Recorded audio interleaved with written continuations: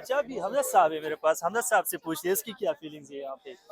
اچھا میں to be very honest بتاؤں گا، کیونکہ میں جب شروع میں آیا تھا تو میں لوٹن میں رہتا تھا، تو میں موسٹلی جب لوٹن میں رہتا تھا تو میں اس جگہ پہ آتا تھا. وہ میرا ایک جو ڈیوریشن تھی نا وہ بڑی ڈپریسن قسم کی سچویشن تھی، کیونکہ جاب اس طرح نہیں تھی میرے پاس، اور جاب نہ ہونے کی وجہ سے نا حالات ڈیفینیٹلی آپ کے جو ہے وہ تھوڑے سے آپ کو مشکل لگتے ہیں. مجھے سچویشن بڑی خراب لگتی تھی یہاں پہ، اور جاب کا کافی زیادہ اس ٹائم مسئلہ تھا. لیکن اب کیونکہ میرے الحمدللہ حالات بدل گئے ہیں، اب میں آتا ہوں نا تو یہاں پہ مجھے وہ پرانی والی جو فیلنگز ہوتی ہیں نا وہ تھوڑی تھوڑی آتی ہیں. لیکن ساتھ میں مجھے وہ جو اسپیشلی لوگ جو نئے آتے ہیں بیچارے یو کے میں اور وہ ڈپریشن کے دور میں ہوتے ہیں، تو مجھے وہ اپنا ٹائم یاد آتا ہے. اور میں موسٹلی آپ نے ویڈیوز میں دیکھا ہوگا کہ لوگوں کو ڈی موٹیویٹ نہیں کرتا اور موٹیویٹ ہی کرتا ہوں. اس کی ریزن یہ ہے کہ مجھے ایسے پتہ ہے کہ یہ جو مشکل ٹائم ہے نا یہ گزر جاتا ہے.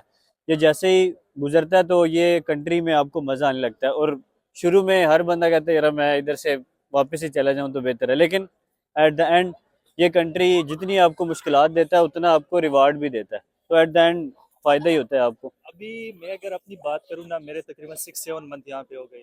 میں یہاں پہ بہت خوش ہوں. کچھ لوگ کو میں نے دیکھے جو شکر ادا نہیں کرتے نا، وہ کہتے یار یہ کنٹری کیا ہے، یہاں پہ جانے کینیڈا جانے. میرے خیال میں یہ سب سے اچھی کنٹری ہے، لیکن اگر آپ میں ہمت ہے اور حوصلہ ہمت ہے. ہے، یہ آپ کا صبر مانگتا ہے، آپ سے محنت مانگتا ہے، لیکن بدلے میں ریوارڈ بھی آپ کو کرتا ہے. obviously پھر وہی رشتہ دار بھی آپ کا پوچھے گا جو ہمارا نمبر ہی سیو نہیں کرنا بھی نہیں یاد. ابھی اتنے رشتہ دار ہو گئے قسم سے میں نیا بند ہوں کہ اس کی نام بھی مجھے یاد نہیں ہوتا کہ کون کانٹیکٹ کرے مجھے.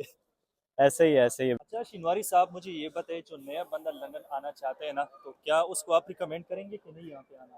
اچھا میں بالکل اگر اونیسٹلی بتاؤں نا تو میں لنڈن میں جب کوئی بندہ آنے کی بات کرتا ہے نا تو میں ان کو دو کیٹیگریز میں ڈیوائڈ کرتا ہوں. ایک وہ بندہ ہے جو لوور مڈل کلاس سے ہے، یعنی اس کے پاس صرف انیشیل ڈپازٹ کے پیسے ہیں اور وہی پیسے لگا کے وہ ساری جمع پونجی لگا کے یہاں پہ باہر آئے گا، اور اس کے مائنڈ میں یہ ہے کہ میں باقی ساری کی ساری اپنی جو فیس ہے اور جو باقی ساری چیزیں ہیں وہ یہیں سے جو ہے وہ ارن کروں گا.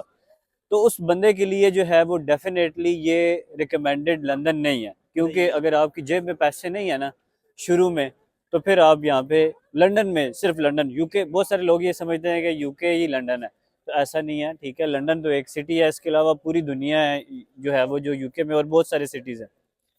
تو اگر تو آپ کا جو ہے وہ سٹیمنا اتنا ہے کہ آپ 3-4 مہینے کا خرچہ اپنے ساتھ لے کے آ سکتے ہیں. 3-4 مہینے کا خرچے کا مطلب یہ ہے کہ 2-3 ہزار کم از کم پاؤنڈ اپنے ساتھ لے کے آ سکتے ہیں، اور آپ کا کوئی جاننے والا بھی ہے پھر تو آپ ضرور آئیں لندن.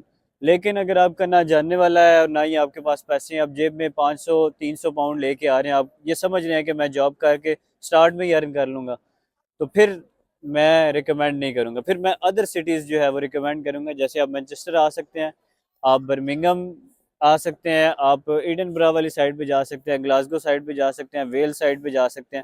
لندن پھر آپ کے لیے نہیں بنا اگر آپ کے پاس پیسے تھوڑے ہیں تو. obviously میں جب سٹارٹ میں آیا تھا نا، اپنی کہانی بتاتا ہوں آپ کو. میرے پاس پیسے نہیں تھے، یونیورسٹی نے ریمائنڈر بھیجا بھائی اگر یہ پیسے جمع نہیں کیے تو ڈائریکٹلی آپ کا وڈرا کرتے. پھر کچھ دوست تھے اس نے مجھے سپورٹ کیا. سٹارٹ میں بہت مشکلات تھے لیکن میں نے کسی کے ساتھ شیئر نہیں کیا. اگر اتنی ہمت ہے تو obviously آنا چاہیے، Obviously نہیں تو یہاں پہ بھائی پھر رولے لگے گی آپ پھر کے رولے پیچھے. لگیں گے. بالکل ایسا ہی ہے خان صاحب، مشکلات ہیں لیکن ریوارڈ بھی پھر اگر وہ مشکلات سے گزر جاتے ہیں تو یہ کنٹری آپ کو پھر ایٹ دا اینڈ ریوارڈ بھی کرے گا.